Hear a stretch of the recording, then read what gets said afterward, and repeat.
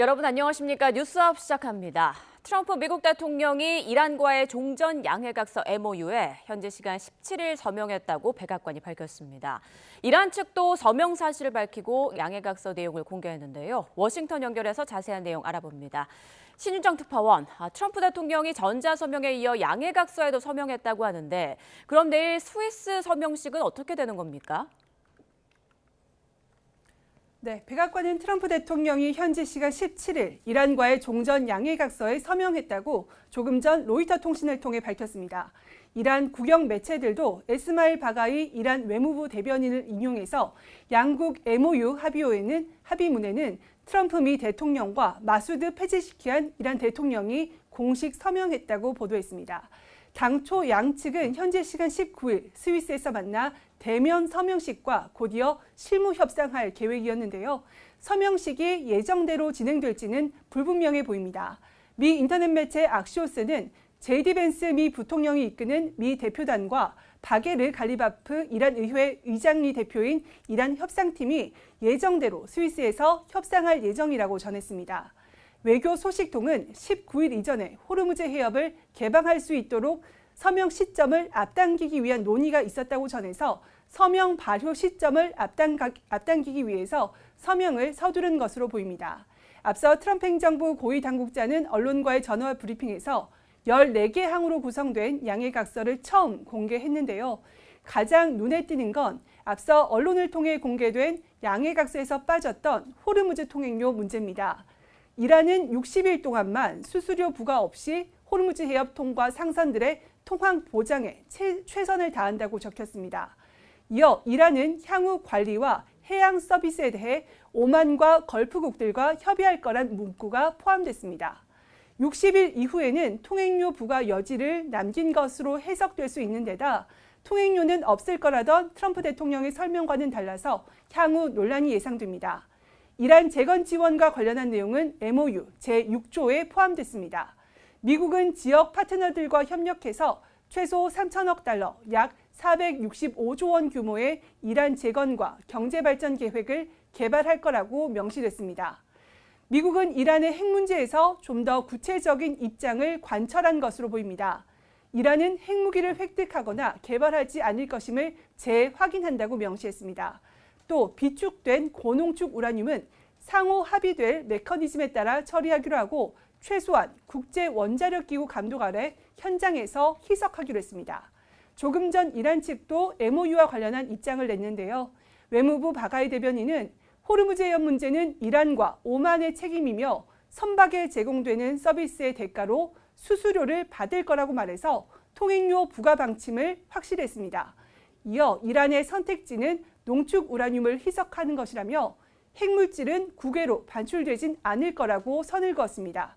그러면서 미국은 이란의 동결 자금과 관련한 모든 장애물을 제거하기로 약속했다면서 이란에 대한 원유 제재는 해제돼야 하고 오늘부터 60일 동안 원유 판매를 시작할 수 있어야 한다고 말했습니다. 네, 그런데 트럼프 대통령은 양해각서는 합의 최종안이 아니란 점을 강조하면서 이란을 압박했죠. 네, 주요 7개국 정상회의 참석을 위해 프랑스 에비앙을 방문한 트럼프 대통령은 이란 재건 기금과 관련해 미국은 이란에 투자하지 않을 거라고 선을 그었는데요. 그러면서도 이란이 똑바로 행동한다면 사람들이 이란에 투자를 원할 경우 가능할 수도 있을 거라고 밝혔습니다. 트럼프 대통령 발언 들어보겠습니다. People, you can invest if you want. I mean, what am I going to do? Say nobody's ever allowed to invest? No, we're not investing. We're not putting up 10 cents. 동결자산 해제와 관련해선 이란의 합의 이행에 근거해서 이루어질 거란 점을 강조하면서도 우리 돈이 아니라 그들의 돈이라며 어느 시점이 되면 아마 돌려줘야 할 것이라고 생각한다고 말했습니다. 트럼프 대통령은 이번 종전 MOU 합의를 트럼프 합의로 지칭하면서 달성하고자 했던 모든 목표 이상을 이뤄낸 거라고 자평했습니다. 그러면서도 이번 양해각서는 최종 합의안이 아니라며 만약 그들이 핵포기 등 협정을 준수하지 않는다면 다시 폭격하게 될 거라고 경고했습니다. 직접 들어보겠습니다. If it doesn't get done in 60 days, that's all right. We go back to bombing. You know, I don't want to do that because we're never going to let them have a nuclear weapon. 트럼프 대통령은 이란과 가까운 중국과 러시아가 중립을 지킨 덕분에 상황이 훨씬 나아졌다며 시진핑 주석과 푸틴 대통령에게 감사를 표하기도 했습니다. 또 종전 MOU 사본을 이스라엘에 미리 전달했다면서 레바논을 향한 군사 작전과 관련해 이스라엘이 현명한 판단을 내리기를 바란다고도 말했습니다. 지금까지 워싱턴에서 YTN 신윤정입니다. 이란 언론도 미국과 이란의 종전 양해각서 합의문에 양국 대통령이 서명했다고 보도했습니다. 이란 국영 매체 IRIB는 오늘 에스마일 바가이 이란 외무부 대변인을 인용해 양국의 MOU 합의문에 트럼프 미국 대통령과 마수드 페제스키안 이란 대통령이 공식 서명했다고 보도했습니다. 바가이 대변인은 양국 양해각서 합의문 내용은 이란의 것과 미국의 것이 비슷하다며 효력이 즉각 발효되고 60일간 협상도 오늘부터 시작된다고 설명했습니다. 이어 합의문 내용에 대해 미국은 이란의 동결자금 접근과 관련해 모든 걸림돌을 제거하는 데 전력을 다하겠다고 약속했다고 강조했습니다. 특히 우리 미사일들은 누군가 자신들에 대해 이야기하는 것을 좋아하지 않는다며 이란의 국방력은 그 어떤 협상 과정에서도 그 어떤 당사국과도 논의 대상이 되지 않을 것이라고 경고했습니다. 또 호르무즈 해협에 대한 권한은 이란과 오만이 갖는다고 다시 한번 강조했습니다. 아울러 만일 이스라엘이 레바논을 공격한다면 양국의 협약이 깨지는 것이라고도 짚었습니다. 이와 함께 현지 시간 19일 스위스에서 열릴 예정인 양국의 양해각서 서명식이 열릴지는 아직 확정되지 않았다고 말했습니다. 올림픽공원 개표소 봉쇄 시위 현장에서 흉기 난동 사건이 발생했습니다. 당시 2,000명에 가까운 인파가 몰려 있었는데 한 남성이 흉기를 들고 자해를 하다 경찰에 제압됐습니다. 조용성 기자입니다. 봉쇄 시위를 진행 중인 인파 사이에서 한 남성이 고성을 지릅니다. 어제 저녁 10시 25분쯤 서울 송파구 올림픽공원 핸드볼 경기장 게이트 앞에서 한 남성이 흉기로 자해했습니다. 경찰과 대치하다 제압당했는데 생명엔 지장이 없는 것으로 알려졌습니다. 당시 올림픽공원 인파는 경찰 비공식 추산 2천여 명에 달했습니다. 갑작스러운 난동에 크고 작은 소란도 이어졌는데 봉쇄 시위를 둘러싼 경찰 수사는 더 확대될 전망입니다. 그제 국민의힘 의원들의 중재 당시 체육단체의 핸드볼 경기장 진입을 막은 사건의 경우 관련자 신원 파악이 진행 중입니다. 경찰은 해당 여성을 포함한 일부 참가자의 진입 저지를 업무방해 행위로 보고 수사에 착수했습니다. 경찰 간 모욕 사건 수사도 이어지는 가운데 오늘까지 14일째 이어지는 봉쇄에 선관위는 거듭 개표 물품 이송 협조를 호소했습니다. 공연과 스포츠 경기가 상시 열리는 곳이고 또 체육관에 입주한 단체의 직원들의 근무처이기도 합니다. 충돌 우려에 경찰의 강제 조치가 어려운 상황. 여기에 정치권까지 참전하며 시위는 더욱 장기화할 전망입니다. YTN 조용성입니다. 투표용지 부족으로 6.3 지방선거 당일 실제로 투표하지 못한 유권자가 전국에서 최소 39명에 달하는 것으로 파악됐습니다. 당시 중앙선관위원장은 투표용지 부족 사태가 벌어진 것을 언론 보도를 보고서야 알아챈 것으로 나타났습니다. 박희재 기자입니다. 6.3 지방선거 당시 투표용지 부족으로 실제 투표 중단이 발생한 투표소는 최소 26곳. 유권자들은 다 합쳐 10시간 넘게 투표를 하지 못했습니다. 그런데 당시 이곳 투표소에서 최소 39명이 투표하지 못한 것으로 확인됐습니다.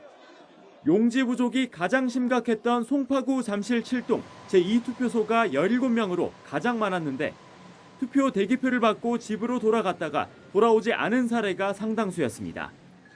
실제로 참정권 침해가 발생한 건데 상황이 이런데도 지방선거 당일 컨트롤타워 중앙선관위는 언론 속보를 보고서야 처음 상황을 알아챈 것으로 파악됐습니다. 중앙선관위는 투표용지 부족 사태를 서울시 선관위로부터 보고받은 것이 아니고 언론 보도를 통해서 알게 되었으며 선거관리위원회의 내부 보고 체계가 작동하지 않았던 건데 중앙선관위원장은 사태 발생 전에는 투표용지를 50% 축소해 인쇄한다는 지침조차 몰랐습니다. 선관위는 조직 수장에게 투표용지 인쇄 규모라는 선거 핵심 업무조차 보고하지 않았던 겁니다. 일부 투표소에서 투표 마감을 밤 10시로 연장한 결정도 중앙선관위 사전 보고 없이 서울시 선관위가 알아서 내린 판단이었습니다. 중앙선관위위원장은 이번 사태 발생 이후에 투표용지 인쇄 축소 지침의 존재를 알게 되었다고 했습니다. 참정권 침해 사례가 실제로 확인되면서 선거 효력 등을 따지는 행정심판인 선거소청도 100건 넘게 접수된 거로 확인됐습니다. 60일 안에 심사를 거쳐 재검표나 재선거 여부를 결정하게 되는데 다만 실제 진행 가능성은 크지 않아 보입니다. 최근 10년 사이에 치러진 지방선거에서 접수된 선거소청은 모두 56건에 달했지만 실제로 재선거는 단 한 차례도 없었습니다. 초유의 투표용지 부족 사태의 실체가 드러날수록 사전대책과 사후 대응 모두 미흡했던 인재에 가까워지고 있습니다.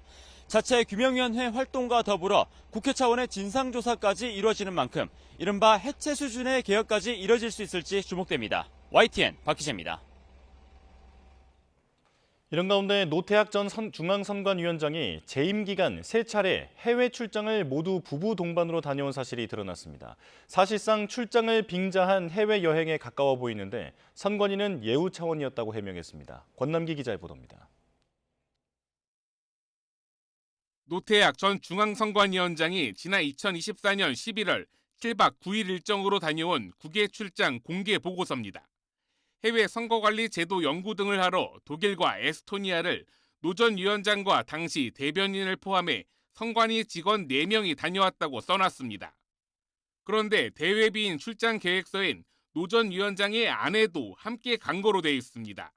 실제 당시 예산 7천여만 원의 산출 근거를 보면 항공, 철도 운임부터 숙박 등 체류비에 풍토병 예방약 사는 돈까지 노 전 위원장 아내를 넣어 모두 5인분으로 계산했습니다. 지난해 11월 8박 10일 덴마크, 스웨덴 출장도 마찬가지 아내와 함께 다녀왔는데 공개 보고서엔 역시 부부 동반 출장임을 숨겼습니다. 이렇게 노 전 위원장이 재임 기간 다녀온 3차례 해외 출장은 모두 부부 동반, 비용은 세금인 선관위 예산을 썼습니다. 대통령령인 공무원 여비 규정은 공무 수행을 위한 경우 공무원이 아닌 사람도 여비를 지급할 수 있다고 규정합니다.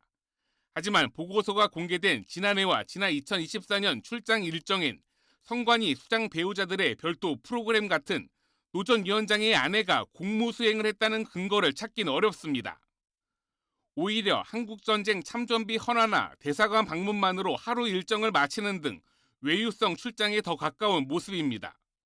중앙선관위는 노 전 위원장의 부부 동반 해외 출장 비용을 세금으로 처리한 이유에 대해 헌법기관장의 지위와 역할에 상응하는 예우를 고려했다고 해명했습니다.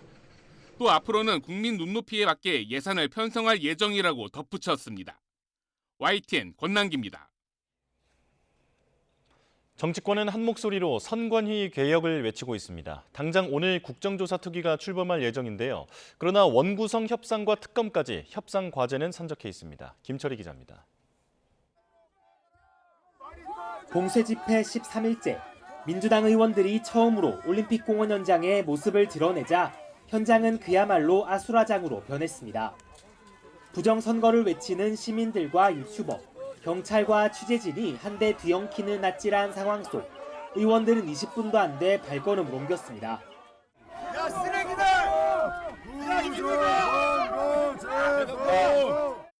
따가운 시선을 확인한 민주당은 현장 시위대 설득 대신 제도 개선 쪽으로 눈길을 돌렸습니다. 이어진 국회 토론회에서 참석자들은 선관위를 그대로 둘 순 없다면서도 부정선거물론엔 거리를 두자고 입을 모았습니다. 명백한 부실 선거이지 부정선거가 아닙니다. 국민의힘은 재선거 소청을 내고 음모론 백화점에서 쇼핑 중입니다. 지도부가 하루도 빠짐없이 올림픽공원을 찾고 있는 국민의힘은 선관위의 외유성 출장 논란을 정조준했습니다. 직원들이 몰디브 등 휴양지에서 업무 관련성도 없는 호화 출장을 즐겼다며 관련자들을 검경 합수본에 고발했습니다. 투표 참관을 목적으로 외유성 출장에 다녀온 것에 불과하다. 분명한 업무상 횡령죄에 해당이 된다고 생각을 합니다. 또 마라톤 의원총회 끝에 투표용지 부족 사태가 발생한 지역 등에 대해 선고소청을 제기하기로 뜻을 모았습니다. 한 7곳 정도를 이번에 좀 제한적으로 해서 선거 소청을 하는 게 바람직하다라고 하는 의견을 우리 장동혁 당대표께 일단은 투표용지 부족 사태를 들여다볼 국회 국정조사도 본궤도에 오릅니다. 국민의힘 5선 윤상현 의원이 특위위원장을 맡기로 했고 위원 18명은 여야 동수로 9명씩 각각 참여하기로 했습니다. 비교적 순조로웠던 특위 협상과 달리 하반기 원구성은 여전히 난항인데 양당 모두 법사위원장직은 물론 주요 경제 상임위 위원장직을 양보할 수 없다며 팽팽히 맞서고 있습니다. 민주당은 국정조사 특위 출범에 맞춰 원구성까지 마무리한다는 목표를 밝혔는데 이대로면 이번 주 내로도 협상을 마치긴 어려울 거란 전망이 나옵니다. YTN 김철입니다. 네, 정치권 주요 소식 두 분과 함께 좀 더 자세히 살펴보겠습니다. 오늘은 이동학 전 더불어민주당 최고위원, 이창근 국민의힘 하남을 당협위원장과 함께합니다. 안녕하십니까? 안녕하세요. 자, 어제 국민의힘 선거소청과 장동혁 대표 거취 논의를 위해서 긴급 의총을 열었는데 장동혁 대표 면전에서 사퇴론이 터져 나왔다고 하고요. 찌질하다는 속된 표현까지 나왔다고 합니다. 특히 송석준 의원과 박준태 의원 사이에 큰 소리가 오간 것 같은데 상황 좀 전해주시죠. 실제 어제 의총을 계기로 장동혁 대표 그리고 당권파의 리더십은 상실했다고 봐야 됩니다. 왜냐하면은 의원들이 지난 선거 기간 내내 지역에서 민심의 목소리를 직접 들었던 당사자들이거든요. 결국 이런 얘기도 나왔습니다. 이번 지방선거는 집권 여당에 대한 심판론이 돼야 되는데 오히려 장동혁 대표에 대한 심판론이 됐다. 그래서 선거 결과는 사실 참패한 거나 다름없다는 게 의원들의 인식입니다. 하지만 장동혁 대표는 이번 초유의 사태인 참정권 침해, 결국 투표용지 부족 사태를 빌미로 재선거, 전국 재선거를 주장하고 있지 않습니까? 하지만 그 부분도 의원들의 어떤 동의를 구하기가 힘든 거였죠. 그래서 어제 충돌이 있었고요. 결국은 장동혁 대표의 주장대로 전국 재선거라는 것도 다 무용지물이 됐고요. 예. 그래서 의원들은 이제 리더십을 상실한 장동혁 대표가 결국 물러나야지만 2년 후에 총선을 준비할 수 있다는 시각이 강한 겁니다. 다시 말해서 지난 2021년을 되돌아본다면 당시에도 서울시장 재보궐선거를 계기로 국민의힘이 긴 암흑기를 끝내고 대선 승리의 주춧돌을 마련했거든요. 이번 기울어진 운동장에서도 서울시장을 이겼기 때문에 사실 국민의힘이 다음 총선과 다음 대선에서 국민들이 마지막 기회를 줬다. 이런 인식이 강해요. 그렇다면 빨리 이 암흑기를 끝내고 국민들이 바라는 변화, 혁신을 해야 되는 게 국민의힘이 가야 될 모습인데 장동혁 대표가 오히려 거기에 걸림돌이 되는 거죠. 전국 재선거를 주장하면서 부정선거를 주장하면서 다시 국민의힘이 윤 어게인 아니면 다시 과거를 후퇴하는 모습이거든요. 그래서 이러한 모습들이 의원들의 동의를 구하기 힘든 것이고 당연히 장동혁 대표가 사퇴해야 된다는 게 의원들의 대다수의 목소리였다. 이게 의총의 결론입니다. 네, 의총에서 당대표 거취 결정은 못 내리는 건지 그리고 앞으로 장동혁 대표가 계속 버티기를 한다면 또 따로 조치할 방법은 없는 건지 궁금합니다. 실제 어제 의총에서도 거의 8대2라 그래요. 예. 장동혁 대표가 그대로 당권을 유지해야 된다는 건 공개 발언한 의원도 2명에 불과했고요. 대다수 의원이 그렇게 목소리를 냈다는 것은 이미 리더십을 상실했다고 말씀드린 것처럼 하지만 당규는 그렇지 않아요. 결국 4명의 최고위원이 사퇴를 해야지만 장동혁 지도부가 무너지는 건데 예. 과연 장동혁 대표가 시간 끌기를 하면서 그렇게 한들 장동혁 대표의 리더십이 회복이 될까요? 전혀 불가능하거든요. 그렇다면은 이제는 장동혁 대표도 당의 대표인 상황에서 국민의힘과 같은 그러한 선당 후사 정신을 생각한다면 스스로 결단을 내리는 게 맞습니다. 그래서 저는 이 문제가 이제 시간의 문제인데 이 시간 끌기로 계속 가는 것 자체가 장동혁 대표가 오히려 더 추해진다. 그래서 심지어 찌질하다 이런 얘기도 나왔지 않습니까? 그래서 이러한 사태를 정확히 아시고 당의 미래를 생각한다면 스스로 결단을 내리는 것이 오히려 더 분명한 그런 메시지를 전달하는 것이다. 그렇게 말씀드리겠습니다. 네, 지금 국민의힘 대안과 미래 측 의원들과 이른바 장동혁 대표 측 그러니까 당권파들 간의 줄다리기가 이어지는 모습인데 이런 국민의힘 상황 민주당에서는 좀 어떻게 보고 있습니까? 글쎄요, 야당이 지금 똘똘 뭉쳐서 뭐 여당을 견제하고 또 집권당의 뭐 이 상황을 예의주시하면서 실제로 국민들을 위한 주장들을 한다면 정치가 조금 더 좋아질 수 있을 겁니다. 근데 지금 국민의힘이 계속 하락세로 가고 있는 것이고 본인들의 관심사 이런 것들을 지금 모아내지도 못하고 있어요.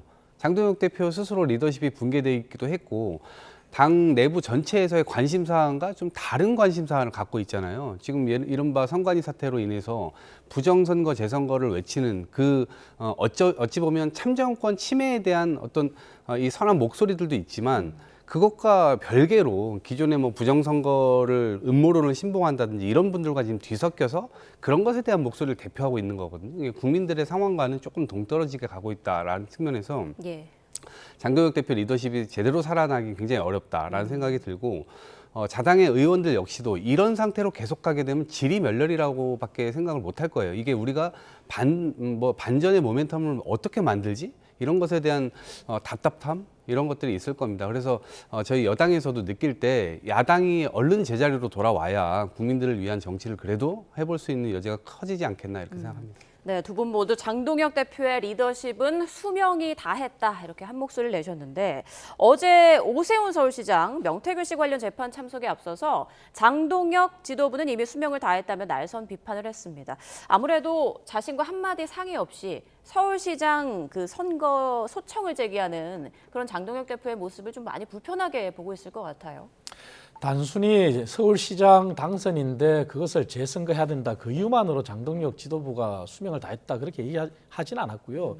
일찌감치 서울시장 공천 이전부터 그런 대립을 했지 않습니까? 그 얘기는 뭐냐면은 결국 국민들이 바라는 것이 국민의힘의 변화 혁신인데 장동혁 대표는 오히려 거꾸로 갔잖아요. 그리고 오죽했으면은 의총에서 절연하겠다고 선언을 했는데 말과 행동이 따로 갔잖아요. 그래서 그러한 윤의계의 모습을 계속 보였으니까 그게 누적이 된 거죠. 그리고 지금 상황에서는 사실 누가 보더라도 국민의힘이 지방선거를 가지고 승리했다고 보기는 힘들잖아요. 근데 장동혁 대표만이 또 장동혁 대표를 따르는 소위 말하는 당권파만이 데이터를 보라 그러는데 데이터를 보더라도 그게 어떻게 승리한 겁니까? 그리고 서울시장 선거 승리가 어떻게 장동혁 대표의 공이라고 할 수 있습니까? 그런 데 대한 누적된 얘기고요. 그리고 재선거도 그렇습니다. 오세훈 서울시장 분명히 얘기했어요. 투표 다음 날까지도 그리고 그 이후에도 진상규명이 우선이에요. 진상규명이 돼야지만 이게 재선거가 될지 안 될지 아는 거 아닙니까? 네. 그리고 진상규명, 책임자 처벌, 선관위 개혁 이게 또 보통의 국민들 그리고 2030들 청년 세대들의 목소리예요. 그런데 이것을 더 확대 해석해서 부정선거, 재선거를 주장하는 것이 얘기가 안 맞는 거죠. 그래서 그런 데 대한 총체적인 얘기라고 봐야 되고요. 그래서 장동혁 대표가 부정선거, 재선거를 주장하면 주장할수록 오히려 더 취해지는 거예요. 선관위 개혁을 하기 위해서 또 재선거가 필요하다면 진상규명이 우선이 돼야 되는 거죠. 그 얘기를 강하게 하는 겁니다. 네, 한동훈 의원 얘기도 좀 잠깐 여쭤볼게요. 지금 친윤 의원들이 주축이 된 그 공부 모임에 들어가기로 했다고 하는데 복당을 염두에 둔 건 아니다라고 말을 했지만 좀 그런 이유도 있지 않을까요? 실제 뭐 언론에도 공개됐지만 한동훈 전 대표 지금 의원이죠. 예. 본인은 복당을 원한다 하더라도 오세훈 서울시장과 통화를 하면서 복당을 서두르지 마라 그런 얘기를 했어요. 했더니 본인도 거기에 충분히 동의한다 그랬어요. 그런데 지금 한동훈 의원도 국민의힘의 대표를 지낸 사람으로서 본다면은 지금 국민의힘의 변화 혁신이 하나의 메인스트림이고 장동혁 대표의 리더십이 상실한 상황에서 이 파고를 넘어가는 게 국민의힘이 당면한 과제잖아요. 근데 본인의 복당 문제가 다시 이 파고를 덮어버린다면 국민의힘의 미래가 없잖아요. 그렇다면 본인의 복당 문제는 저 뒤로 빼도 돼요.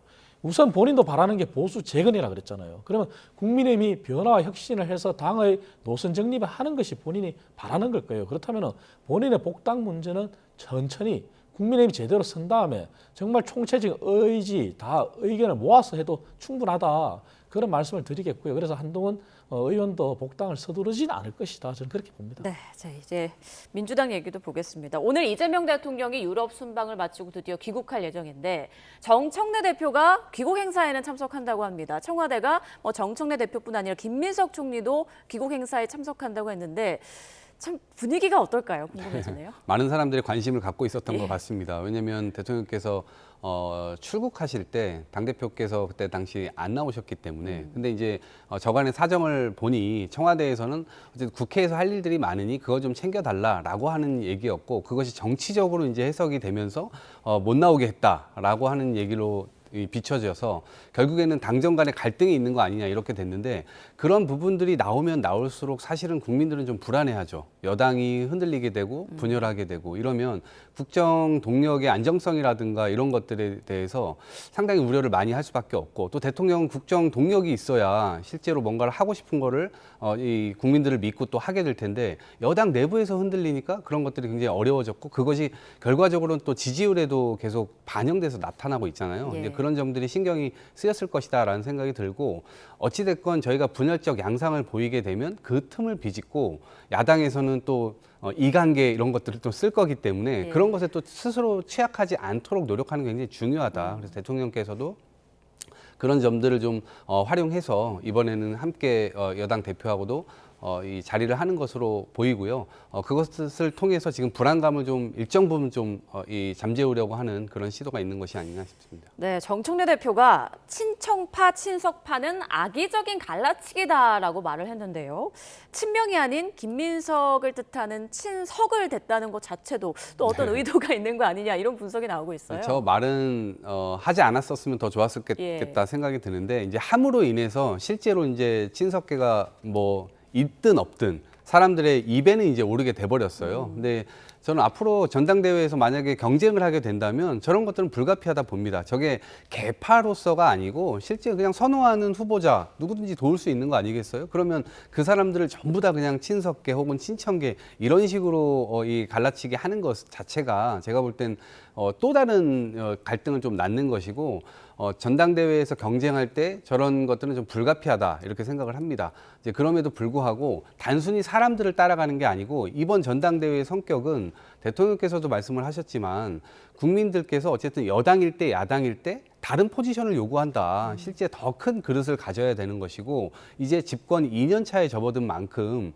야당들과도 대화하고 손잡고 밥 먹고 뭐 좋으면 술도 먹고 그래가면서 실제로 뭔가 일을 풀어가는 그런 자연스러운 여당의 모습을 좀 보이는 것이기 때문에 앞으로의 전당대회 상황도 친석계냐 친청계냐 이런 부분이 아니고 실제 대통령을 잘 뒷받침해서 여론을 잘 만들 수 있는 여당 대표 이런 것들이 필요하지 않은가 싶습니다. 정청래 대표의 연임 도전은 뭐 기정사실이라고 보면 될까요? 저는 지금까지 했던 말들이라든가 행동 이런 것들을 보면 저는 나오는 가능성이 훨씬 더 크다라고 생각합니다.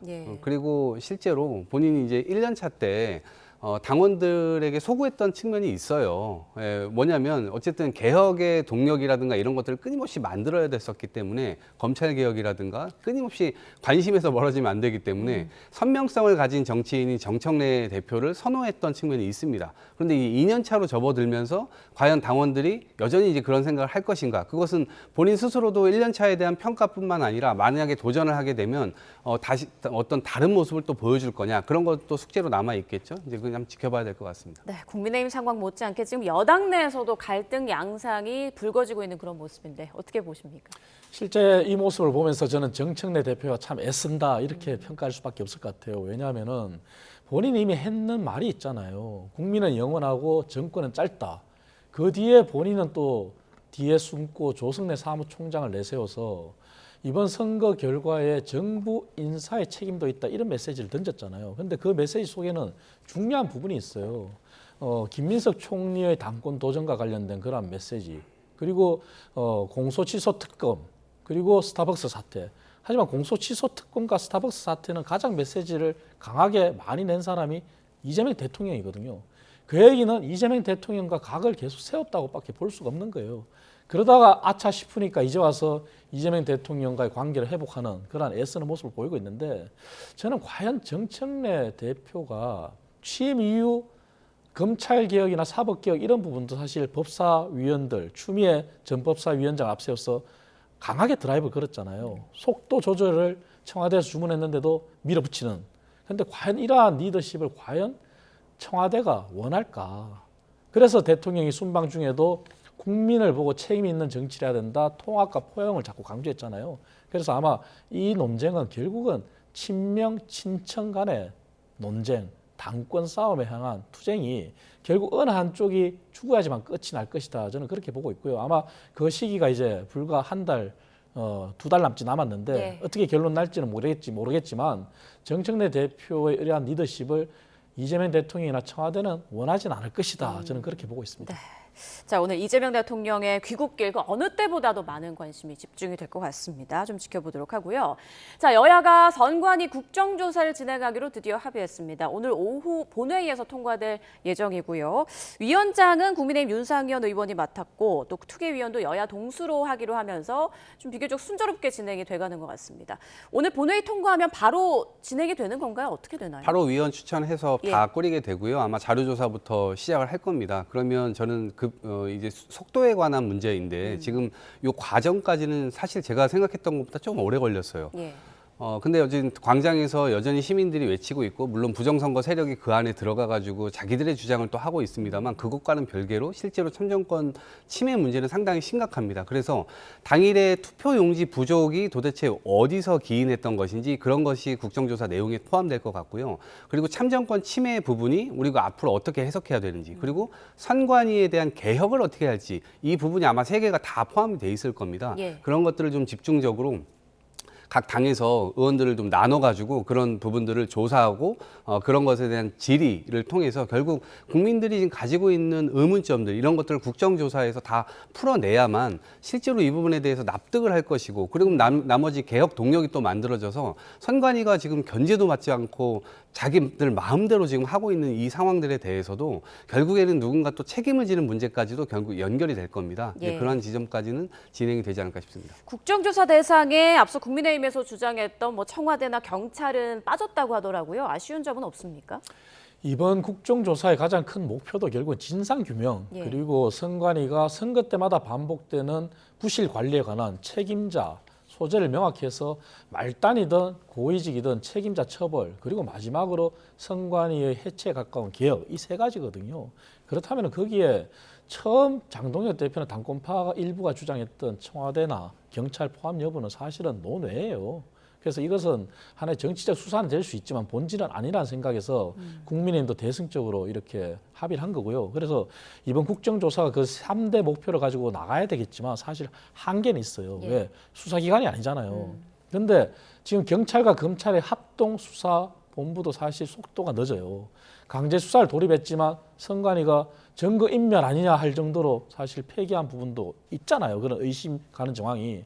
그래서 국민의힘이 나아가서 국정조사 병행한 특검을 주장하는 거거든요. 왜냐하면 지금 이번이 마지막 기회라고 봅니다. 만약 이번 기회에 선관위를 제대로 개혁하지 못한다면 다음 선거에 또 다른 부실 관리가 나오지 말라는 법이 없거든요. 그렇죠. 그래서 민주당도 국정조사는 같이 함께 열심히 하시되 왜 경찰과 검찰의 수사가 국민들의 신뢰를 못 얻는지를 파악하시고 특검에 빨리 합의해서 정말 객관적인 특검이 선관위의 해체에 가까운 개혁에 기여할 수 있도록 해주는 것이 저는 답이다 그렇게 보고 있습니다. 네, 지금 잠실 개표소 시위는 2주째 이어지고 있습니다. 어제 민주당 의원들이 시위 이후 처음으로 현장을 찾았는데 시위대 거센 반발에 뭐 얼마 있지 못하고 발길을 돌려야 했더라고요. 지금 민주당 앞으로 좀 이 문제에 어떻게 대응해 나갈 계획인가요? 이제 국정조사는 국정조사대로 예. 가야 될 것이고요. 저는 필요하면 특검도 당연히 할 수 있다 이렇게 생각합니다. 다만 이제 지금 시위대가 보여주고 있는 모습, 그건 좀 분할해서 봐야 된다고 봅니다. 아까 제가 말씀드린 대로 정말 참정권 침해를 당하신 분들도 저기에 지금 있고요. 예. 근데 그 이후에 시간이 좀 지나게 되면서 장동혁 대표는 처음에 마스크 쓰고 모자 쓰고 현장에 등장을 했다가 이제는 마스크 벗고 모자까지 다 벗고 나섰거든요. 그러니까 정치적으로 지금 비화되고 있는 그런 상황입니다. 더더군다나 저기에 지금 성조기를 두른 사람들도 상당히 많이 보이고요. 지금 핸드볼 선수들도 얼마 전에 양말 벗기고 무슨 압수수색을 당한다는 등 여러 가지 이상한 일들이 막 현장에서 벌어지잖아요. 그러니까 권한 없는 행위들을 막 하는 시위대들이 막 생기기 시작했고 민주당 의원들이 저기를 가니까 빨갱이들 꺼져라 이런 약간 입에 담지도 못할 그 얘기들을 막 이제 한단 말이에요. 그래서 이념이 섞여 있고 지금 진영이 섞여 있고 이른바 보수 진영이 저기에 지금 편승을 하게 되면서 진영적으로 이게 생겨버린 겁니다. 그렇기 때문에 이거를 차분하게 좀 돌아볼 시간들이 좀 필요한데 정치권이 혹은 장동혁 대표를 중심으로 해서 오히려 저기를 지금 활용하고 있기 때문에 예. 민주당 의원들이 그러한 이 처우를 좀 당한 것 같다라는 생각이 들고 그럼에도 불구하고 민주당은 이 문제에 관해서 집권 여당이기 때문에 국정조사나 이런 것들 당연히 성실하게 최선을 다해 해야 될 것이고요. 선관위 개혁도 마찬가지입니다. 지금 선거관리위원장의 기행들도 상당히 많이 나오고요. 지역으로 내려가면 지방의 법원장들도 그 지역의 선거관리위원장입니다. 근데 이분들이 그 직을 그만두고 지금 다시 다 법원으로 돌아가고 있는 상황인데 저는 필요하다면 그 부분과 관련돼서는 어떤 문제가 있는지를 짚어보고 탄핵까지 할 수 있다. 이렇게 이제 생각을 합니다. 그래서 네. 철저하게 처벌까지도 염두에 두고 이 부분을 바라봐야 될 것 같습니다. 네, 어제 시위 현장에서 자해, 난동, 아찔한 사건이 발생하기도 했고요. 그리고 체육단체들의 진입을 막은 여성은 경찰 수사를 받게 됐습니다. 지금 온라인에서는 이 여성을 놓고 올다르크라고 부른다고 해요. 올림픽공원 잔다르크 이렇게 추종하는 세력들도 있다고 하는데 이런 분위기를 장동혁 대표가 일부 부추긴 거 아니냐라는 지적도 있습니다. 충분히 그런 합리적 의심이 가능하죠. 왜냐하면 장동혁 대표가 마스크를 쓰고 모자를 쓰고 가다가 그다음에 마스크 벗고 모자 벗고 그리고 연일 찾았단 말이죠. 사실 2030 세대나 참정권이 침해된 그러한 국민들이 바라는 것은 그리고 전국에 210개 정도에 해당하는 대학생들이 시국선언이나 성명서에서 발표한 것도 진상규명이 우선이에요. 그리고 책임자 처벌, 선관위 개혁이에요. 하지만 어느 순간 부정선거와 재선거가 중심이 됐단 말이죠. 그렇다면 충분히 그러한 개연성이 있다고 봐야 되는 거고요. 그리고 그 잔다르크를 연상하는 올다르크라는 그런 용어도 저는 국민들이 이제는 이성을 좀 찾았으면 좋겠어요. 왜냐하면은 대한민국 민주주의 국가예요. 국민들의 기본권 침해돼서는 안 됩니다. 그리고 자유 중요합니다. 하지만 자신의 기본권을 지키고자 남의 기본권을 침해하는 것도 과연 정당한가 이걸 되돌아봐야 돼요. 우리 국가대표 선수들이 장비를 못 가져가서 빌려서 국제대회를 갔다. 이것도 그분들의 기본권을 침해한 거거든요.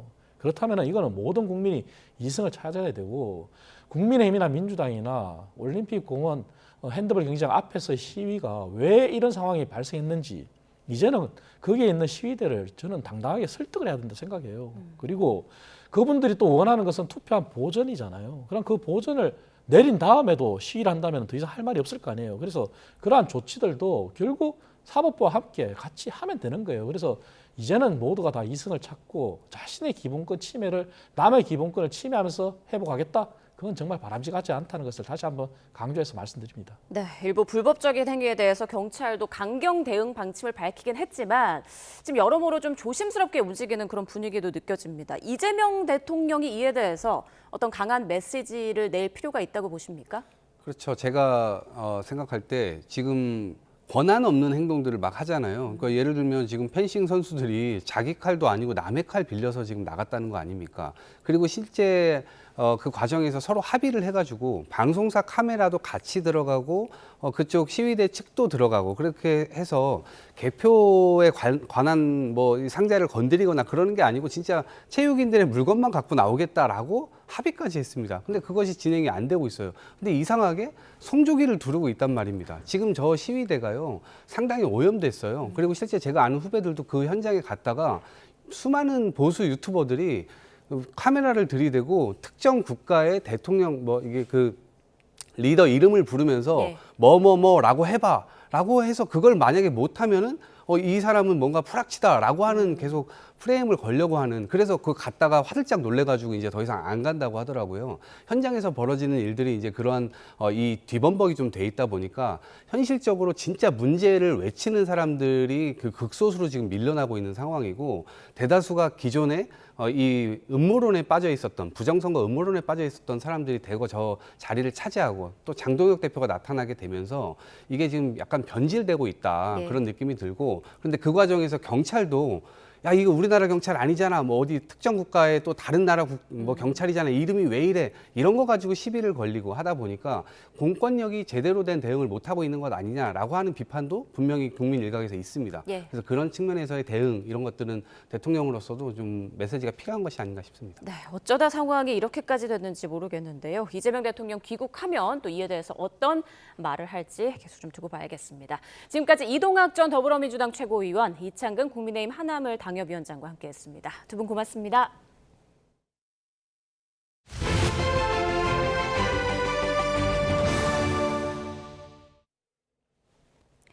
네, 코스피가 8,864로 종가 최고치를 새로 쓰면서 9,000피를 향해 다시 시동을 걸었습니다. SK하이닉스는 250만 원을 돌파하며 사상 최고치를 경신했습니다. 김세호 기자가 보도합니다. 코스피가 8,800선을 돌파하며 장을 마감했습니다. 전 거래일보다 1.58% 오른 8,864로 종가 기준 사상 최고치입니다. 하락세로 출발한 코스피는 8,700 후반과 8,800선을 오가는 혼조세를 보였지만 오후 들어 8,800선에 안착하면서 9,000피를 향한 동력에 불을 지폈습니다. 1등 공신 SK하이닉스는 252만 1,000원을 찍으며 처음으로 250만 원을 넘어선 데 이어 사상 최고치를 경신했습니다. 삼성전자도 1% 오른 34만 6,500원으로 거래를 마쳤습니다. 미국과 이란의 종전 합의 소식에 따른 유가 안정 등이 투자 심리를 살렸다는 분석이 나옵니다. 이란과 미국의 이제 전쟁이 일단락된다는 기대감이 좀 높아졌고 그 부분이 이제 유가 안정으로 이어지고 있기 때문에 인플레화하고 이제 금리 부담에 대한 어떤 위험이 좀 진정되고 있다는 부분이 투자 심리를 살리는 요인으로 작동을 하고 있고요. 외국인이 순매도에 나섰지만 개인과 기관이 순매수를 이어가며 지수를 끌어올렸습니다.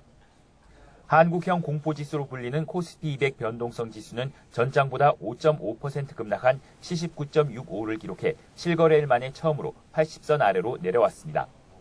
코스닥도 상승세를 이어가며 1.3% 오른 1031.96으로 장을 마쳤습니다. 원달러 환율은 1.8원 오른 1513.4원으로 주간 거래를 마쳤습니다. YTN 김세호입니다.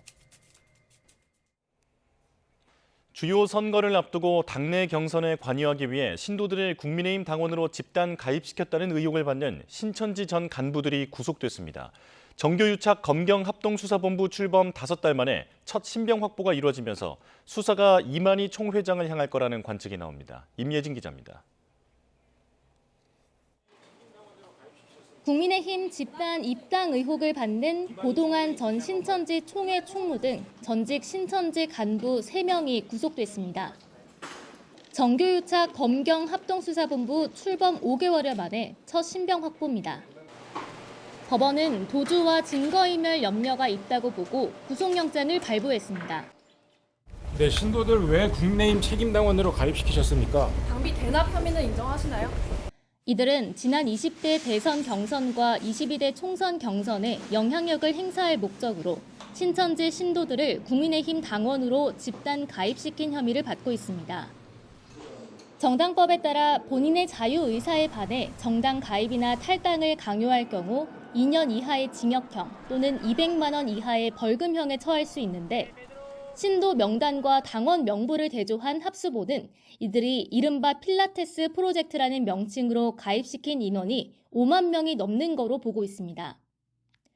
여기에 고 전 총무는 신천지 교단 자금을 횡령하고 조세포탈 등 신천지가 연루된 수사를 덮기 위해 법조계와 정치권에 로비를 했다는 의혹도 받습니다. 합수본은 이들이 이만희 신천지 총회장의 지시에 따라 조직적으로 교인들의 입당을 추진한 거로 보고 최근 이 총회장을 피의자로 소환했습니다. 주요 피의자 신병을 확보하며 수사에 탄력을 받게 된 합수본은 의혹의 정점인 이 총회장을 향해 수사력을 모을 거로 전망됩니다. YTN 임예진입니다. 지난달 6명의 사상자를 낸 서소문 고가차도 붕괴 현장에 남은 교각을 철거하는 작업이 오늘부터 다시 시작됐습니다. 서울시는 다음 달 초까지 철거를 마친 뒤 오는 8월부터 새 고가차도 설치 공사에 들어갈 계획입니다. 황보혜경 기자입니다. 높게 처진 가림막 너머로 거대한 중장비가 쉴 새 없이 움직입니다. 서소문 고가차도 붕괴 사고 현장에 남아있는 교각을 해체하는 작업이 재개됐습니다. 교각의 양 날개를 먼저 자르고 남은 기둥을 철거한 뒤 현장을 정리하는 작업이 보름가량 이어집니다. 제 뒤로 보이는 교각을 포함해 현장엔 아직 3개 교각이 남아 있습니다. 열차가 다니지 않는 새벽 시간을 이용해 철거를 진행하고 있습니다. 지난달 26일 3명이 숨지고 3명이 크게 다친 참사가 발생한 지 23일 만입니다. 사고 뒤 자칫 2차 붕괴로 이어질 수 있다는 우려에 고용노동부가 작업 중지 명령을 내리면서 철거 재개까지 적지 않은 시간이 걸렸습니다. 이후 서울시는 노동부에서 노동자 안전 조치를 취하는 조건으로 공사 재개 승인을 받았고 국가철도공단과 코레일에서도 최종 허가가 떨어지면서 다시 철거 작업이 가능해졌습니다. 서울시는 붕괴 현장에 남은 7, 8, 9번 3개 교각을 다음 달 초까지 차례로 철거할 계획입니다. 7월 6일까지 안전하게 모든 공사를 마무리하고 이튿날인 7월 7일 날 고가 양측 도로를 개방할 예정입니다. 서울시는 새 고가차도 공사를 이르면 오는 8월 초 시작해 오는 2028년 2월엔 준공하는 것을 목표로 하고 있다고 밝혔습니다. YTN 황보혜경입니다. 프랑스 에비앙에서 열린 주요 7개국 정상회의에 참석한 이재명 대통령은 현지 시각 17일 도널드 트럼프 미국 대통령으로부터 골프 제안을 받았다고 밝혔습니다. 이 대통령은 순방을 마치고 귀국 비행기에 오른 뒤 자신의 SNS에 트럼프 대통령과 함께 찍은 셀카 사진을 공개했습니다. 이어 앞서 트럼프 대통령에게 우리 부부와 골프를 함께 하겠다고 약속받았는데 오찬 후 헤어지면서 다시 골프를 꼭 하자고 했다며 지나가는 말인 줄 알았는데 준비해야 할 것 같다고 적었습니다. 또 트럼프 대통령과 만찬을 함께하며 약 90분간 한반도 평화와 한미 관계를 놓고 속 깊은 이야기를 나누고 많은 진전이 있었다며 한미 관계는 단단하고 영원하다고 밝혔습니다. 화려한 금빛 백악관 연회장을 지으며 세금은 한 푼도 들어가지 않는다고 큰소리쳤던 트럼프 대통령. 그런데 사실이 아니라는 반론이 제기됐습니다. 지난 4월 트럼프 대통령은 백악관 출입기자단 만천장 총격 사건이 발생하자 기다렸다는 듯 안전한 백악관 연회장이 필요하다고 강조했습니다. 심지어 공사 현장에 기자들을 초청해 연회장 홍보에 나섰고 예정된 공사비 3천억 원은 국민 세금이 아닌 민간 기부금으로 충당하겠다고 공언했죠. This is a gift to the United States of America. And more than a gift, it's going to be one of the most beautiful buildings that's ever been built in the country or in Washington, D.C. 하지만 세금 투입이 없다는 말이 거짓이라는 언론 보도가 나왔습니다. 워싱턴 포스트가 입수한 시공사 견적서와 백악관 내부 자료에 따르면 공사비는 3배로 늘어 우리 돈으로 9천억 원이 됐고 여기에 민간 기부금은 절반도 안 돼 결국 4,600억 원에 달하는 국민 세금이 연회장 공사에 투입돼야 하는 상황이라는 겁니다. 논란은 또 있습니다. 트럼프 대통령이 미국 건국 250주년을 맞아 200억 원 넘게 쏟아부어서 보수공사를 추진한 링컨 기념관의 반사 연못이 금세 녹조 라떼로 가득 차버린 겁니다. 앞서 트럼프 대통령은 전임 정부들이 이 연못을 방치했다며 예산만 214억 원에 달하는 보수공사를 지시했는데요. 공사를 마친 뒤 건국 250주년을 기념해 서둘러 개장했지만 녹조로 가득해 망신만 사게 된 겁니다. 종전 합의를 두고도 이란에 항복했다는 비판이 나오는 상황. 전쟁을 일으켜 막대한 전쟁 비용을 쓴 것도 모자라 본인의 치적을 위해 거짓말한 것이 사실로 드러날 경우 트럼프 대통령은 더욱 난처한 상황에 몰릴 수밖에 없어 보입니다. 네, 다음 소식입니다. 종전 협상 타결에도 고유가로 상당 기간 물가 인상이 불가피해지자 미국의 중앙은행인 연방준비제도가 금리를 3.5에서 3.75%로 동결했습니다. 연준 위원들 사이에 금리 방향을 놓고 의견이 엇갈렸고 케빈 워시 연준 의장은 물가 등 5대 분야를 개선하겠다고 선언했습니다. 뉴욕에서 이승윤 특파원입니다. 연준은 연방공개시장위원회 FOMC 정례회의에서 이란 전쟁에 따른 물가 상승 상황을 고려해 기준 금리를 동결했습니다. 향후 금리를 예상한 점도표에서 FOMC 위원들이 예측한 올해 금리 전망의 중간값은 3.375%에서 3.75%로 상승했지만 상당히 의견이 엇갈렸습니다. 9명은 올해 최소 한 차례 금리 인상을 예상했고 이 가운데 6명은 2차례 인상을 전망한 반면 8명이 연내 금리 동결을, 1명은 인하를 예상했습니다. 전체적으로는 올해 금리가 오를 것으로 보고 있으며 내년과 내후년엔 각각 한 차례씩 금리 인하를 예상했습니다. FOMC에 데뷔한 케빈 워시 의장은 점도표를 신뢰하지 않는다며 제출하지 않았고 물가와 AI 등 5대 분야에 TF를 신설하며 변화를 예고했습니다. That's been going on for more than 5 years. Persistently high prices are a burden for the American people. But the recent past need not be prologue.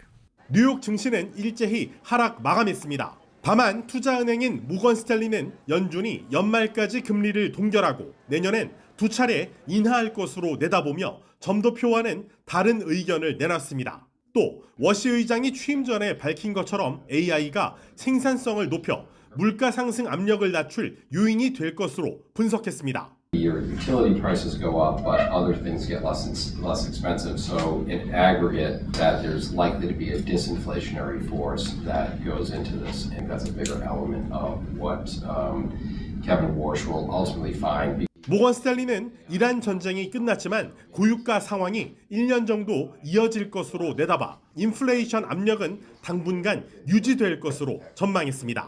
이에 따라 연준은 PC 개인 소비자 물가지수 상승률은 3.6%로 3월 전망치 2.7%에서 상향 조정했습니다. 뉴욕에서 YTN 이승윤입니다.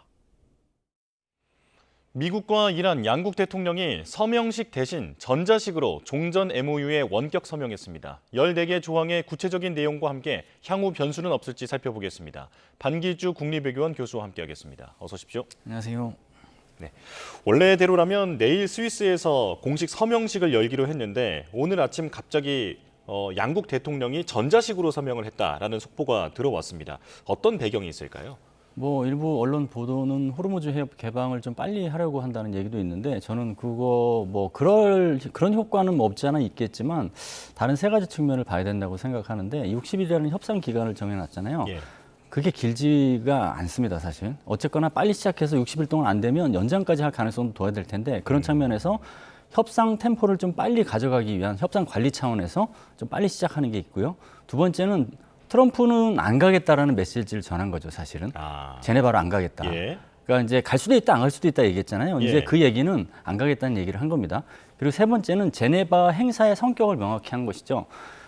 그거는 서명을 한 상태에서 서명 행사를 좀 크게 해서 가시 효과를 노리는 것이었는데 그게 아니라 벤스 부통령을 중심으로 해서 직접 협상에 돌입하는 1일차가 된다라고 볼 수 있겠죠. 그래서 사실은 이제 전자 서명을 일단 했기 때문에 60일간의 협상 기간에 일제 카운트다운이 시작된 걸로 봐야겠죠.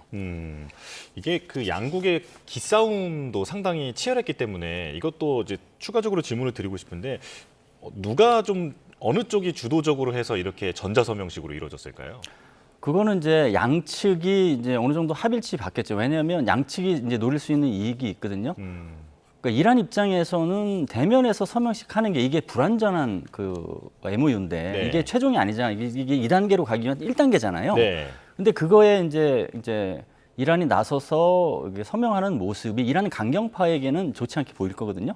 그런 것들을 내부적으로 단속할 수 있고 미국 입장에서는 거대하게 서명식을 좀 트럼프 대통령께 참가해서 하고 싶었는데 그게 안 되는 상황에서 사실은 서명식을 이제 트럼프가 전자서명으로 하고 나머지는 이제 협상으로 이제 간다라고 해서 이제 판을 이제 바뀌었다라는 판을 해서 이게 이제 해석상의 문제 때문에 미국에서 여러 가지 소리가 나오는 것을 좀 막는데 도움이 될 거다. 그래서 양측이 어느 정도 이익이 그렇게 하는 게 이익이 있다라고 판단한 결과라고 봅니다. 예, 이란도 지금 이 합의문 내용이 페르시아어로 잘 번역이 됐다라고 확인을 했는데요. 그렇다면 지금 앞으로 살펴볼 이 14개 항에 대해서는 양측의 어떤 그 자의적인 해석이나 이런 여지는 없다고 봐야겠습니까? 지금 영어하고 페르시아어가 같이 있는데 지금 미국에서 공개한 건 영어본이잖아요. 예. 그런데 이게 보통 이 협상을 해서 두 개 국어로 이렇게 만들었다 하더라도 그게 진행되고 뭔가 원하는 방향으로 안 될 때는 자국 언어로 번역될 게 맞다라는 식의 주장을 많이 해요. 그래서 치열한 기싸움이 있을 수밖에 없고 문구 해석을 통한 어떤 유리한 고지 선점 그런 게 계속 이어질 수밖에 없다 이렇게 봅니다. 예. 지금 MOU 1조를 보면 레바논을 포함한 모든 전선에서의 군사작전을 영구적으로 종식한다 이렇게 되어 있는데 이게 이스라엘이 과연 받아들일 수 있을 것인가 이게 궁금하거든요. 이스라엘은 처음부터 이제 이 시작 단계부터 좀 불편했었죠. 서명 당사국이 아니었잖아요. 네. 전쟁을 같이 시작했는데 전쟁을 끝내는 시점은 이스라엘이 빠져요. 거기 불편한 게 있었고 그리고 이스라엘과 미국의 이 이란 전쟁의 목표가 좀 다른 게 있었습니다. 미국은 뭐 목표가 여러 가지가 계속 바뀌었지만 결국은 비핵화가 이제 가장 중요한 거였고 이란은 비핵화를 넘어서 중동 질서 재편의 어떤 그 주인공이 되겠다라고 하는 거였는데 지금 이스라엘이 보기에는 MOU대로 한다면 되레 이란이 중동 질서 재편의 강자가 될 수 있다라는 인식을 가질 수 있어요. 그러니까 그게 이제 불편한 것이고 그리고 또 두 가지 이익이 이제 있는 것이죠. 이스라엘 입장에서는 이 레바논을 이렇게 포함시키지 않고 별도로 이렇게 독자적으로 행보를 하는 게 첫 번째는 안보적 이익인데 레바논 전선은 1982년부터 지금까지 계속 해온 전쟁인데 이란 전쟁의 여파로 이게 전쟁이 끝나면 이스라엘 안보적 이익이 침해된다 이렇게 판단할 것이죠. 그리고 네타냐후의 정치적 이익, 사법 리스크를 막기 위해서 네타냐후가 권력을 계속 장악해야 되는데 그러려면 외부 위협이 필요하다라는 측면 때문에 이견이 있어서 독자적인 행보를 할 가능성이 높은데 당분간은 쉽게 하진 않을 겁니다. 왜냐하면 이스라엘 입장에서도 동맹 리스크 관리가 필요하기 때문에. 근데 어느 촉발 요인이 좀 부상돼서 이게 협상이 좀 잘 안 된다 그러면 독자 행보를 가시화할 가능성을 배제할 수 없습니다. 예. 지금 그렇다면 헤즈볼라라든지 하마스라든지 이란의 지원을 받는 이른바 대리 세력과 이스라엘의 대결 이 부분은 앞으로 어떻게 될지 좀 불분명해 보이거든요. 어떻게 전망하십니까? 우선 이제 문구가 이제 레바논을 포함한다고 했으니까 레바논 문제부터 일단 따져봐야겠죠. 레바논에 이제 헤즈볼라하고 이제 이스라엘의 이제 공격이 주고받는 게 이어진다고 하면 이것은 MOU 위반이라고 얘기를 할 거예요. 더군다나 그 문구가 되게 강력해요. 예. 레바논의 그 영토 하고 주권 보장을 약속한다고 돼 있잖아요. 그 이란에 대한 얘기는 다릅니다. 이란은 영토하고 주권에 대해서 존중한다고 얘기했어요. 예. 수위가 낮은 거예요. 사실 이란에 대해서는 존중이고 그다음에 레바논에 대해서는 약속이기 때문에 그게 안전보장에 준한 것인데 그게 이스라엘에 의해서 파괴가 된다고 하면 미국은 뭐 했냐. 그럼 미국이 이스라엘을 어느 정도 통제해 주겠다는 약속을 담은 것이 아니냐 이렇게 얘기할 수 있잖아요. 예. 그러면 그게 사실은 MOU를 이제 사실 무력화시키는 촉발 요인이 될 수도 있고, 그 다음에 이제 하마스도 그렇고, 뭐 후티 반군도 그렇고, 지금 이 MOU가 이란과 대리 세력이 유리한 식으로 가게 된다면 이거를 판을 흔들지는 않겠지만 예. 불리하다고 하면 대리 세력을 활용하려고 하는 그런 동인이 있겠죠. 예, 여전히 불씨는 계속 남아있다라고 봐야 할 것 같은데요. 호르무즈는 어떻게 되는지도 궁금합니다. 일단 양쪽의 합의 내용에 보면 확실한 건 60일 동안은 수수료 부과가 없다라는 거고 그리고 통행량도 전쟁 전의 수준으로 회복한다라는 것은 맞는 것 같습니다. 그렇다면 60일 이후에는 통행료를 정말로 이란이 받으려 할 것인가 어떻게 보십니까? 이게 문구를 좀 자세히 봐야 되는데요. 이게 문구가 보면 이란의 입장과 그다음에 미국의 입장을 어느 정도는 절충을 했어요. 예를 들면 국제해협이라는 용어가 이제 등장을 합니다. 원래 국제해협이기 때문에 그걸로 가야 된다는 것이죠. 네. 근데 이란의 입장을 또 반영한 건 뭐냐면 60일 이후에는 그 미래 관리를 위해서 연안국, 특히 이란과 오만이 협의할 수 있다고 하잖아요. 그러면 그 협의 결과에 따라 행동하는 것을 허용할 수 있다는 얘기도 될 수 있거든요. 그러면 60일 이후에는 이란의 호르무즈 해협 장악권이 어느 정도 인정될 수 있는 여지를 남겼기 때문에 이건 협상으로 그렇게 되지 않도록 풀어야 되는데 수수료를 부과하느냐, 뭐 이란이 얘기한 대로 서비스료를 부과하느냐 이런 거랑 별개로 수수료를 받지 않고 통제하더라도 그거는 이란이 통제하는 거예요. 국제해협의 어떤 모습이랑 다른 거거든요. 그래서 단지 수수료를 받는 고강도 통제뿐만 아니라 페르시아 해협청을 통해서 그 다니는 선박을 감시하고 필요시에는 검문 검색까지 하는 이런 식으로 이제 통제하는 것도 중강도 저강도도 국제 해협의 어떤 그 기능을 정지시키는 거기 때문에 그것도 주목을 해야 된다고 봅니다. 그렇다면 만약에 이란이 정말 60일 이후에 통행료를 받으려 한다. 그런 상황이 됐는데 미국이 묵인한다라고 하면 혹시 이게 어떤 이란에게 재건 비용이라든지 그 보상 비용의 성격으로 이걸 좀 묵인해 주는 쪽으로 흘러갈 가능성도 있는 건 아니겠습니까? 그렇게 되지 않도록 이제 국제사회가 이제 발을 들여야 되는 것이죠. 그러니까 예. 지금 문구대로 한다고 하면 이란이 자의적으로 해석을 이렇게 할 것 같아요. 60일 이후에는 연합국들이 알아서 한다고 했고 그 연합국 중에서 가장 중요한 게 이란이 예. 미국은 관여하지 않기로 약속했는데 무슨 소리냐 할 거 아니에요. 그러면 어쨌거나 트럼프 행정부 입장에서는 이란 전쟁을 다시 할 수는 없잖아요. 그러면 관망할 수가 있어요. 예. 그리고 일부를 국제사회가 나서서 좀 해결하라고 의탁할 수가 있거든요. 그러면 이란이 이제 국제사회하고 협상을 하든 아니면 뭐 대결을 하든 이런 상황이 돼야 될 건데 미국이 빠지게 되면 예. 아무래도 지금 호르무즈 해협 통제에 대한 어떤 장악력이 낮아질 수밖에 없기 때문에 그런 지점을 파고들 것으로 봅니다. 그래서 사실은 60일 기간의 협상 동안 핵 문제뿐만 아니라 호르무즈 해협을 국제 해협으로 돌려놓는 것도 명확히 하지 않으면 이러한 불안정이 단지 뭐 60일 지나서 며칠 정도 수준이 아니라 내년 후년 까지 계속 지속될 수 있다 이렇게 봅니다. 예. 재건 비용도 좀 보겠습니다. 이란 재건 지원 MOU 제6조에 담겨 있는데 최소 3천억 달러, 우리 돈으로 보면 460조 원이 넘는 거금입니다. 그런데 트럼프 대통령은 미국 돈은 10센트도 안 나간다 이렇게 호언장담을 했거든요. 이 돈을 어떻게 마련하겠다는 걸까요? 사실 이게 어떻게 보면 아이러니한데 이란이 처음부터 요구했던 게 크게 이제 두 가지입니다. 핵이랑 얘기하기 전에 그 전에 선결 조건으로 얘기했던 게 재발 방지와 피해 보상이에요. 근데 재발 방지는 주권 존중이라는 문구로 반영이 됐고 피해 보상은 사실 재건 비용 3천억으로 나왔어요. 그럼 예. 이란이 요구했던 게 상당 부분 관철된 부분이 있거든요. 그런 상황에서 이게 이제 미국 돈은 하나도 안 들어가는데 다른 국가가 해줄 것이냐.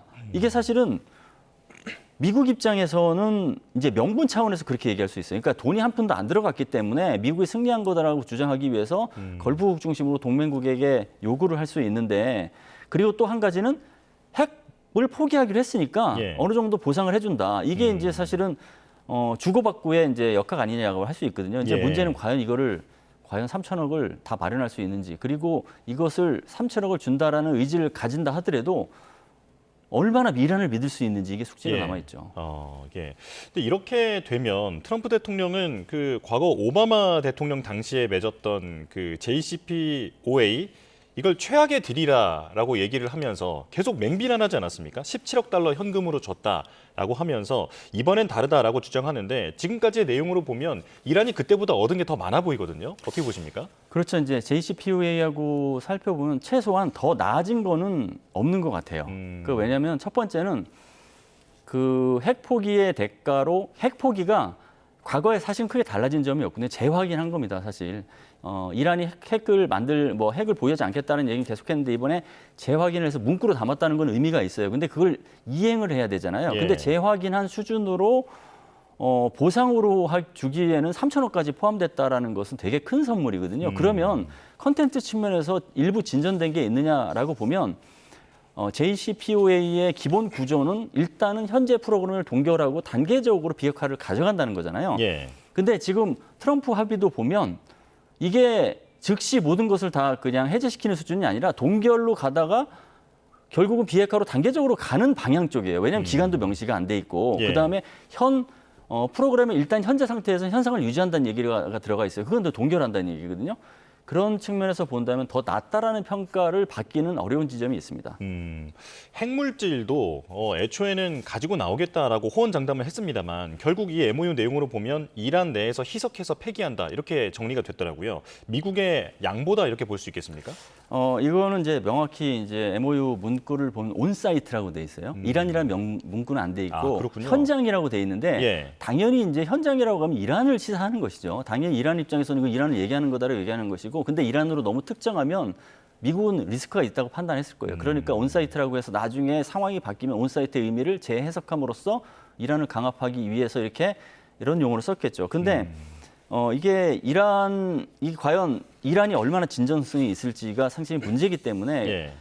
그래서 이제 EIA의 감독을 이제 하는 상태에서 현장에서 희석하겠다는 식으로 얘기를 이제 달아놓은 거고 그리고 이제 이거를 다 총체적으로 최종 합의가 되면 안보리 결의까지 해서 국제사회가 이것을 단속하고 모니터링할 수 있게 하겠다는 것이죠. 그러니까 이게 이제 안전장치를 걸어놓은 것도 주목해야 될 부분이긴 합니다. 예. 그렇다면 이제 교수님 말씀을 들어보면 지금 미국이 지난 오바마 당시 합의 때에 비해서 더 많이 얻었다라고 보기가 어려운 상황이라면 이제 미국 내에서도 비판 여론이 갈수록 힘을 얻을 것 같거든요. 그렇다면 중간 선거도 앞두고 있는 트럼프 대통령이 이제 다시 좀 마음을 바꿔서 더 강하게 압박을 한다든지 합의 내용을 바꾸려 한다든지 이런 변수는 없겠습니까? 원하는 대로 안 된다고 하면 강압 전략이 등장하긴 하겠죠. 그러니까 이번에도 협상이 안 되면 이제 폭탄을 투하하겠다는 이제 이야기를 한 것도 예. 그걸 염두에 둔 것이고 그리고 어쨌거나 지금은 60일 동안의 협상을 미국이 원하는 대로 성과를 내야 되는 게 있기 때문에 일단 19일에 이제 협상이 시작되면 거기에 주안을 둘 거고 그 전까지는 지금까지 MOU의 내용 자체를 갖고 이게 이제 미국이 승리한 것이다라는 선전전, 홍보전 이거를 하겠죠. 예. 그런 식으로 할 가능성이 있고 그리고 또 폭탄 투하 얘기를 한 것은 또 이것도 염두에 둬야 될 것 같아요. 일단 군사작전 종료라고 얘기했어요. 문구상은 사실은 이게 완전한 전쟁이 종료되는 것은 최종 합의 이후라고 했잖아요. 네. 그러니까 군사작전은 종료됐지만 전쟁은 종료되지 않은 거예요. 근데 군에서는 전쟁이 종료된 것으로 사실은 대비태세를 느슨하게 하면 앵커님 말씀하신 대로 유사 상황에서 다시 군사력을 사용하는데 어려움이 있을 수 있잖아요. 그러니까 군사 대비태세 유지도 이렇게 인식을 둔 발언이라는 것을 고려한다고 하면 지금의 이렇게 그 MOU의 초기에 그 어떤 타결에 너무 장밋빛 희망만을 갖고 보기에는 좀 리스크 관리 측면에서도 신경 써야 되는 게 있다 이렇게 봅니다. 예. 그럼에도 설전을 넘어서서 다시 예전 같은 교전이 벌어질 가능성은 매우 낮다라고 분석하는 시선도 있더라고요. 왜냐하면 양측이 군사력을 동원해서 실제로 맞붙으면 더는 얻을 게 없는 상황이기 때문에 아마 말로 끝날 것이다 이런 얘기도 있던데 어떻게 전망하십니까?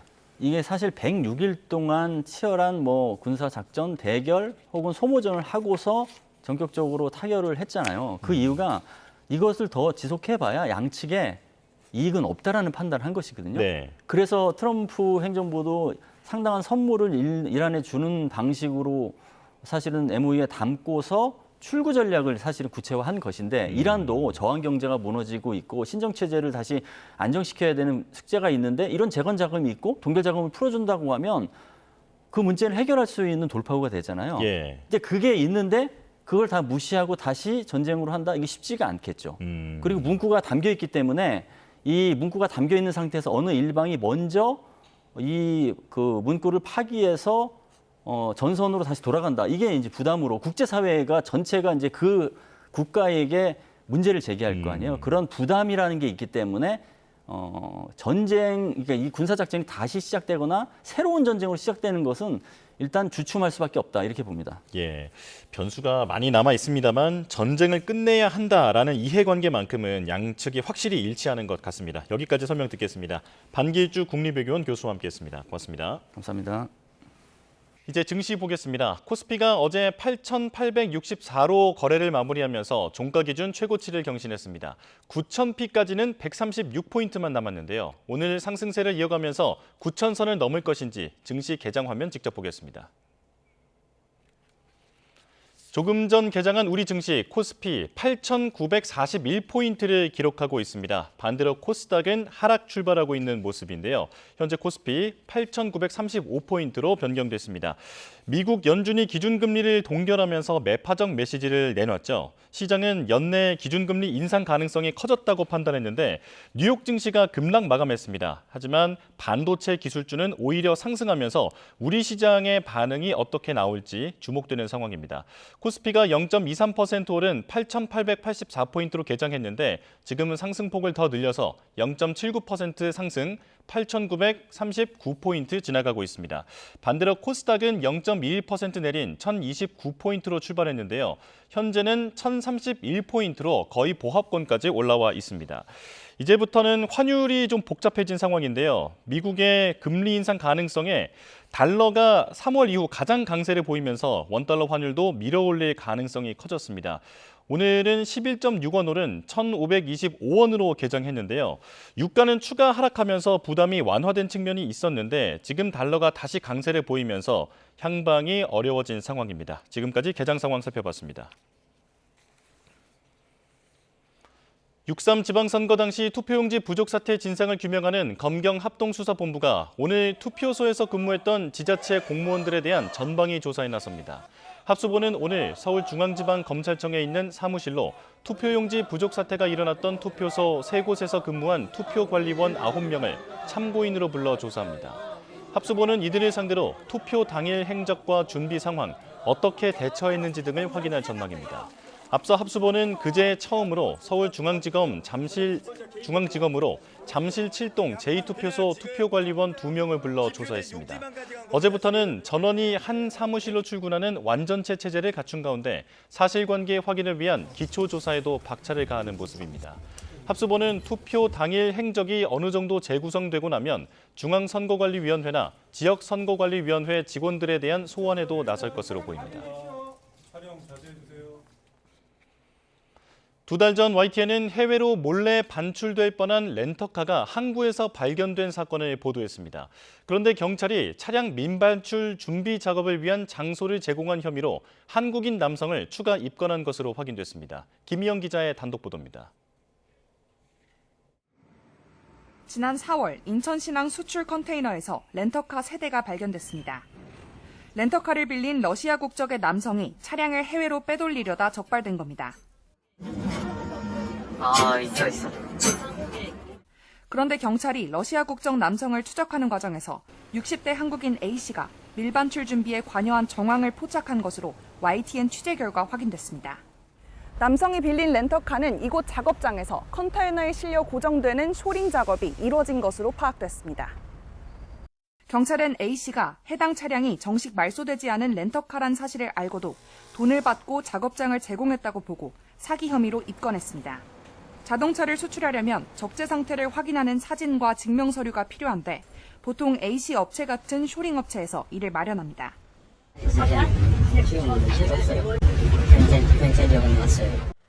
A씨는 작업에 관여하지 않고 장소만 빌려준 거라며 혐의를 부인한 것으로 전해지는데 경찰은 피해 차량 번호판을 A씨가 보관하고 있었던 점에 주목하고 있습니다. 경찰은 렌터카를 빌려간 러시아 남성을 지명 수배하고 입국 시 통보 조치하는 한편 쇼링 작업에 가담한 외국인들과 이를 지시한 상선을 추적하고 있습니다. YTN 김희영입니다. 오늘도 아침 공기가 다소 후텁지근합니다. 현재 서울의 체감온도는 23.4도로 열대야 수준에 근접하고 있는데요.